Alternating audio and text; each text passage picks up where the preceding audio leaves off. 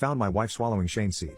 Shane wasn't my best friend, he wasn't my ride or die, heck I didn't even know his name till a few weeks ago, and we've been talking for over a year.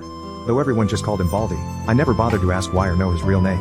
Maybe it's a guy thing, but I personally just didn't care enough to want to know. For starters, I didn't like my job. Working in FedEx as a delivery guy wasn't the life I imagined for myself. There's a lot of me and all that talk, by the way. Anyway, the job did pay the bills and put food on the table. So, where was I? Yes, Shane. Shane Drover took an odd interest in me from the first day my wife stopped by the office for a quick surprise your husband at work moment.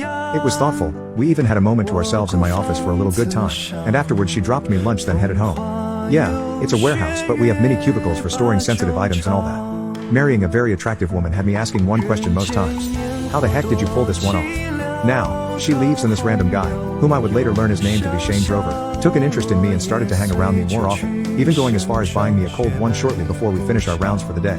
In my mind I'm like, dude, I don't even know you, why the hell are you buying me beer? But of course I didn't say that, no need to insult his kind gesture, so I took the beer and kept the conversation neutral, focusing on more general topics, never personal even when he tried.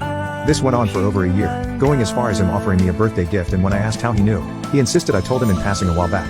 I didn't argue since I knew how I could get carried away when having random convos and sometimes slip in a thing or two about myself. Regardless, as much as I appreciated the gift, I never let him get to know me on a personal level.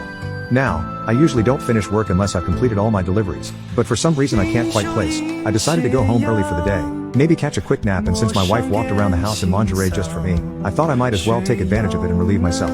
When I got home the house was quiet, awfully quiet. There was no need for shoes in the house, so I took off mine at the door. However, I noticed something quite odd. My dispatch ride FedEx merch shirt was on the floor. That was odd, I couldn't remember leaving it there. As I proceeded slowly, on instincts, to the living room I could hear something slurping like saliva rubbing on something. My heart skipped rapidly, knowing what it was but not wanting it to be true. When I got to the doorway leading to the living room, my heart shattered so loudly I believed they could hear it. My coworker Shane was having a good time with my wife. I stood there, confused and nearly catatonic by the pain I felt. Long story short, a few hours later I was in the station taking a mugshot for attempted murder. The guy Shane, who was clearly not my ride or die, had come for a ride, but I had tried to see to it that he would die.